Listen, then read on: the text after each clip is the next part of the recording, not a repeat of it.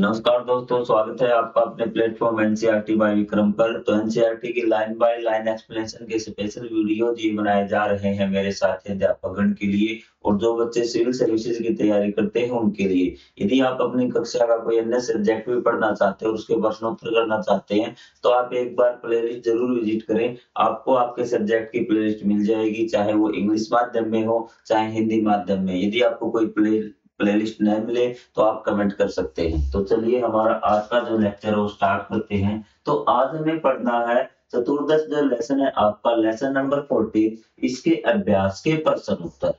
तो आपके पाठ का नाम है आलस्यम ही मनुष्याणाम शरीरस्य महान रिपु। कि आलस्य ही मनुष्य के शरीर का महान रिपु मतलब आपका दुश्मन है। कि आलस्य आपका दुश्मन है, आपको आलस्य नहीं करना है। और आज हम इसके क्वेश्चन आंसर इस प्रकार से करेंगे कि मैं आपको प्रॉमिस करता हूं कि आपके क्वेश्चन अभी ये वीडियो कंप्लीट देखने के बाद आपको याद हो जाएंगे। तो चलिए स्टार्ट करते हैं इसके अभ्यास के प्रश्न उत्तर। कि पहला आपको दिया हुआ प्रश्न की अधोलिखिता नाम की, अधो मतलब जो नीचे लिखे गए हैं प्रश्न, प्रश्न एक पदेनुत्तराणि लिखत की जो प्रश्न आपके नीचे लिखे गए उनके एक पदेनुत्तराणि लिखत मतलब उनके जो उत्तर है आपको एक शब्द में देने हैं। करें शुरुआत, करें यहाँ। तो चलिए आज हम इसको साथ साथ लिखेंगे तो है, साथ साथ इनको आज फिनिश करते हैं मतलब याद करके, आप कभी नहीं भूलेंगे इनको भी। तो आपसे पूछा है भिक्षुके किम करोति समय, जो भिक्षुक था आपका अध्याय में। कि सबसे पहले तो आप अध्याय जरूर पढ़ लेना। चैनल वाले प्लेलिस्ट में अध्याय का अनुवाद दे रखा, आप अध्याय जरूर पढ़ना। भी कोई अध्याय के बिना अगर आप क्वेश्चन आंसर याद करोगे ना तो आपको कभी क्वेश्चन आंसर सीधे याद नहीं होंगे। भी जिन्होंने अध्याय पढ़ के आए हैं उनको सारे क्वेश्चन पहले से ही याद मिलेंगे। तो चलिए भिक्षुके किम करोति समय, जो आपका भिक्षुक था, भिखारी था, वो क्या करता था। अब आपको पता है भिखारी क्या करता था, भिक्षाटनम मतलब कि वो भिक्षा मांगता था, वो भीख मांगता था। आपको आगे बात समझ में, पहला क्वेश्चन कर लीजिए कि भिखारी क्या करता था, तो सीधा है भिक्षाटनम की वो आपका भीख मांगता था। तो चलिए सेकंड क्वेश्चन की ओर बढ़े। कदाचित तेन मार्गे के आसित, कि एक दिन उसके मार्ग में कौन आया था, उसके रास्ते में कौन आया था। आपको दिख रहा होगा, ये थोड़ा सा और बड़ा करो। तो चलो और बड़ा कर देते हैं कि एक दिन तेन मतलब उसके मार्ग, उसके मतलब किसके रास्ते में। ये कहानी हमारी एक भिक्षुक की थी, एक भिखारी की थी। तो उसके मार्ग में कदाचित मतलब कि एक दिन कौन आया था, तो उसके मार्ग में एक दिन धनिक आया था। धनिक मतलब एक अमीर व्यक्ति उसके रास्ते में आया था। उसको दूर से दिखाई पड़ रहा था कि अमीर व्यक्ति आ गया, आज मुझे बहुत सारा धन मिलेगा। चीजें क्लियर हुई आपकी। अगर आपका भिक्षुक धनिकात किम इच्छत, जो भिक्षुक है वो धनिका जो धनी आदमी था उससे वो क्या चाहता था, क्या इच्छा थी उसकी कि वो धनी आदमी क्या करे। तो अब आपको बताया एक भिक्षुक क्या चाहेगा, आप खुद से बताइए। मान लेते हैं आपने लदाई पढ़ा भी नहीं तो आप पता है कि वो आपका भिक्षुक किसी अमीर आदमी से धनम चाहेगा। धनम मतलब धन, रुपए, पैसा, दौलत, वो सारी चीजें चाहेगा। हो गया याद आपको। आपको प्रश्न की अनुवाद आना चाहिए, उत्तर तो आपको याद है पहले से ही भी, ठीक है। क्योंकि आपको यही नहीं पता चलता कि क्वेश्चन में क्या पूछा गया है। अब आप पूछिए भी।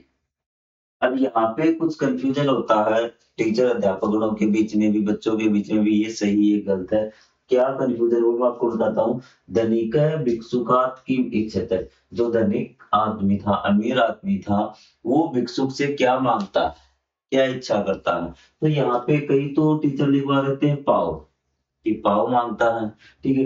कई लिखवा देते हैं अस्तो, कि आपके हाथ मांगता है। तो इस प्रकार जो भिक्षुक है ना उसकी कई चीजें खरीदना चाहता है भी, ठीक है। मतलब कई चीजें मतलब अलग अलग उसके साथ सामने प्रस्ताव रखता है कि तुम्हारे हाथ खरीदने हैं, तुम्हारे पैर खरीदने हैं, ठीक है, तुम्हारी आंखें दे दो। तो इस प्रकार से अलग अलग शरीर के अंगों की इच्छा करता है।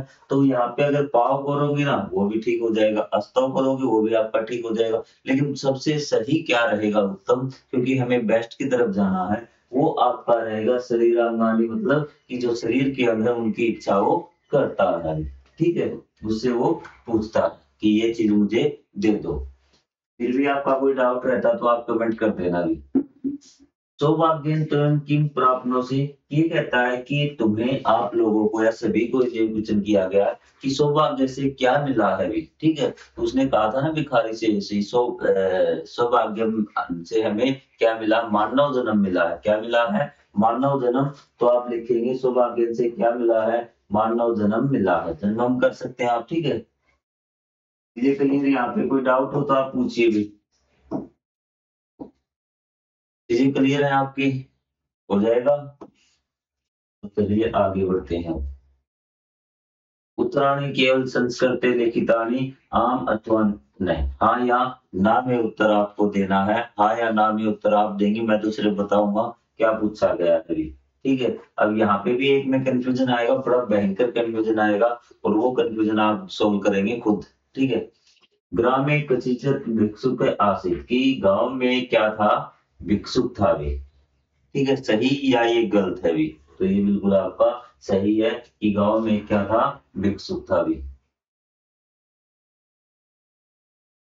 भिक्षुक उनते दृढ़ काय चयासित, जो भिक्षुक था ना वो आपका लंबा और दृढ़ शरीर वाला था, मतलब अट्टा कट्टा था वो, ठीक है। तो ये बात बिल्कुल सही है कि वो बिल्कुल अट्टा कट्टा था, मतलब दृढ़ शरीर वाला।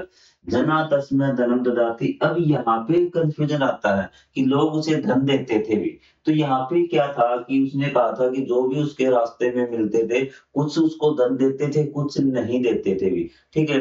तो ये बताइए उसको देते थे या नहीं देते थे। कई बच्चे यहाँ पे कंफ्यूज होते हैं कि लोग उसे धन नहीं, क्योंकि आधे देते थे आधे नहीं देते थे। यस या नो में करें, तो हम इसे यस में करेंगे। हाँ बिल्कुल देते थे, चाहे वो 10 आदमी देते, उसको देते तो जरूर थे ना, ठीक है। अगर यही आता कि लोग उसको धन नहीं देते थे, तो हम कहते थे बिल्कुल कुछ लोग नहीं देते थे, ठीक है। यहाँ पूछा देते हैं तो हम कह देंगे हाँ देते हैं।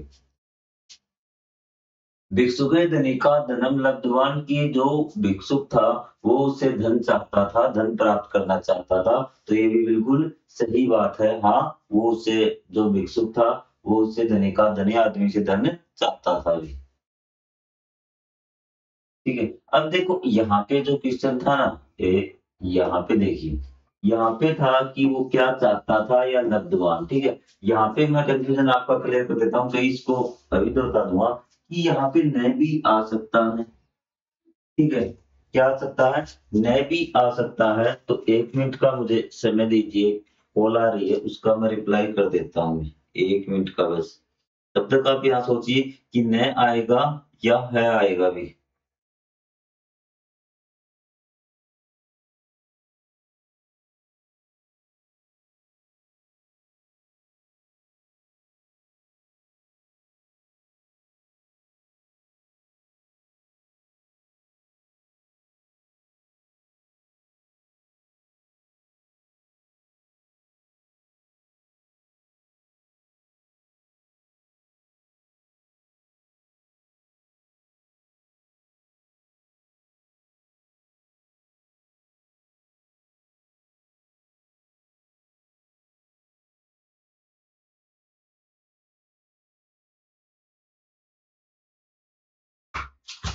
सॉरी फॉर आपको इतना वेट करना पड़ा। तो यहाँ पे देखिए, भिक्षुक है धनिका धनम लब्धवान, लब्धवान होता है प्राप्त होना, क्या होता है प्राप्त होना। क्या उसको धन प्राप्त हुआ, नहीं प्राप्त हुआ, क्या है, नहीं प्राप्त हुआ। तो उसने तो उसको कह दिया था कि जाओ तुम्हारा भगवान भला करे, तुम परिश्रम करो। तो इसका क्या आएगा, नया आएगा, ये मिसप्रिंट हो गया। और या फिर मैंने कहा कि कुछ टीचर सीधा लेते हैं कि उसको प्राप्त करना चाहता था, बिल्कुल नया आएगा इसमें। ये चीजें क्लियर हुई आपको यहाँ से। देखा, भिक्षुक है भिक्षाटनम त्यक्त्वा सर्वमय कर्तवान, कि जो आपका भिक्षुक है उसने भिक्षा मांगना क्या कर दिया, छोड़ दिया, त्याग दिया, ठीक है। सर्वम कर्तवान, और वो मेहनत करने लगा। बिल्कुल श्रीमान जी, बिल्कुल सही बात है। उसने जो धनिक ने जो उसको शिक्षा दी थी ना, तुम्हारे पास है कितनी, तुम अपने आप को कमजोर क्यों समझते हो, सौभाग्य से तुम्हें मानव जन्म मिला, इसको सफल बनाओ। तो उस दिन से क्या उसने मेहनत करनी स्टार्ट कर दी, और मेहनत से ही वो क्या, गौरव में जीवनम यापनम, की वो गौरवपूर्ण, मतलब कि वो आपका गर्व से जीवन यापन करने लगा, मेहनत करने लगा भी। ये चीजें क्लियर हुई आपको। तो ये आपका उपसंहार, मतलब कि आपका लेसन अध्याय कंप्लीट हो चुका है। यदि इसमें आपको कोई डाउट हो तो आप कमेंट करके पूछ सकते हैं कि सर मुझे ये चीज समझ में नहीं आए, ठीक है। बाकी चीज इसमें जो बचती है, पहला पद लिखिए, द्वितीय पद लिखिए, तृतीय पद लिखिए, वो आप अपने टीचर की सहायता से आराम से स्कूल में कर देंगे भी, ठीक है। और वो चीजें आप यूट्यूब पे देखा मत करो, क्योंकि टीचर आपको जब समझाए तभी आपको काफी अच्छा वो लगेगा, और आपको साथ साथ वो याद भी हो जाएगा। वरना आप क्लास में क्या करेंगे। तो मिलेंगे हम अब अध्याय नंबर 15 में, तब तक के लिए जय हिंद, जय Bharat, thank you very much.